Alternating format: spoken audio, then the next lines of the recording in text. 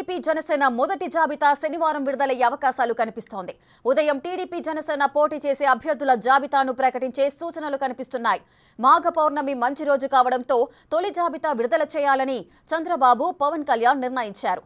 ఇప్పటికే పలుమార్లు సీట్ల సర్దుబాటుపై వాళ్ళిద్దరి మధ్య చర్చలు జరిగాయి.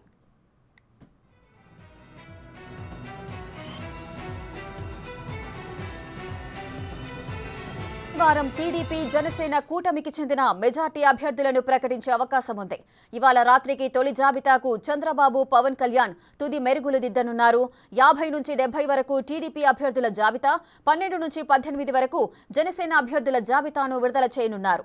ఈ నెల 28న తాడేపల్లిగూడెంలో టీడీపీ జనసేన కూటమి భారీ బహిరంగ సభను నిర్వహించనున్నారు. సభకు చంద్రబాబు, పవన్ కళ్యాణ్ హాజరు కాబోతున్నారు. ఇక ఈ సభ నుంచి టీడీపీ జనసేన కూటమి సమర శంఖం పూరించనుంది. ఈ సభకు 6 లక్షల మంది టీడీపీ జనసేన కూటమి కార్యకర్తలు, అభిమానులను తరలించడానికి ఏర్పాట్లు చేస్తున్నారు.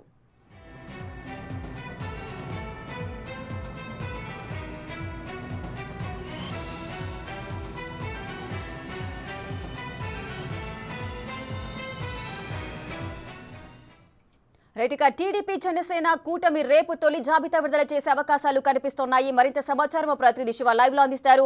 రైట్ శివ, చెప్పండి, తొలి జాబితాలో మొత్తం ఎంతమందికి అవకాశం కల్పిస్తున్నారు? దీనికి సంబంధించిన పూర్తి డీటెయిల్స్ ఏంటి?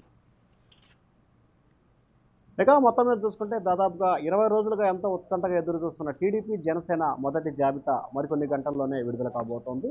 రేపు మాఘ పౌర్ణమితో పాటు మంచి రోజు కావడంతో కూడా తెలుగుదేశం జనసేన ఉమ్మడి అభ్యర్థుల జాబితాని దాదాపుగా ఖరారు చేయబోతూ ఉన్నారు. ప్రధానంగా తెలుగుదేశం పార్టీకి సంబంధించి 60 నుంచి 80 స్థానాలని మొదటి జాబితాలో, అలాగే జనసేనకి సంబంధించి 12 నుంచి 18 స్థానాల్లో ఇచ్చే అవకాశాలు కనిపిస్తున్నాయి. ఇప్పటికే జనసేన అధినేత విశాఖకు సంబంధించి 4 స్థానాలు, అలాగే ఉభయ గోదావరి జిల్లాలకు సంబంధించి మరొక 4 స్థానాల్లో పోటీ చేస్తామని చెప్పి 8 నియోజకవర్గాలని పవన్ కళ్యాణ్ ప్రకటన చేశారు. దాదాపుగా భీమవరం నుంచి స్వయంగా తాను బరిలో దిగుతానని చెప్పడం జరిగింది. అలాగే అనకాపల్లికి సంబంధించి ఆయన సోదరుడు నాగబాబు ఎంపీగా పోటీ చేస్తానని చెప్పి ఇప్పటికే లైన్ క్లియర్ చేసిన పరిస్థితి కనిపిస్తుంది. అలాగే తెలుగుదేశం పార్టీ జనసేన ఉమ్మడిగా ఈ నెల 28వ తేదీన తాడేపల్లిగూడెంలో నిర్వహించబోతున్న భారీ బహిరంగ సభకు సంబంధించి దానికి ముందే జాబితా ఖరారు చేయాలని చెప్పి కూడా పార్టీలు నిర్ణయం తీసుకున్నాయి. దానిలో భాగంగానే ఆగమేఘాల మీద రేపు తొలి జాబితాని విడుదల చేసే అవకాశం కనిపిస్తూ ఉంది. ఉదయం 11:41 జాబితా విడుదల చేయాలని చెప్పి కూడా టీడీపీ జనసేన భావిస్తున్నట్టు తెలుస్తూ ఉంది.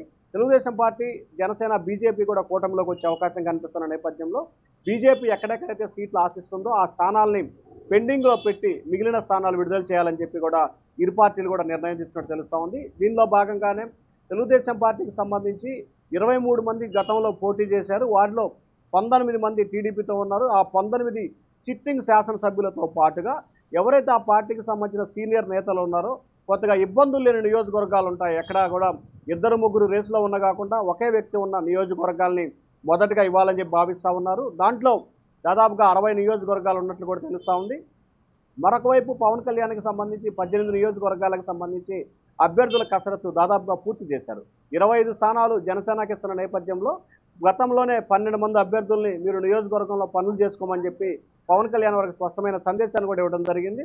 ఆ తర్వాత నిన్న మొన్న ఉభయ గోదావరి జిల్లాలో విశాఖ సంబంధించి కూడా మరొక 5-6 అభ్యర్థులకు కూడా ఆయన గ్రౌండ్ వర్క్ చేసుకోవాలని చెప్పి ఆదేశాలు జారీ చేశారు.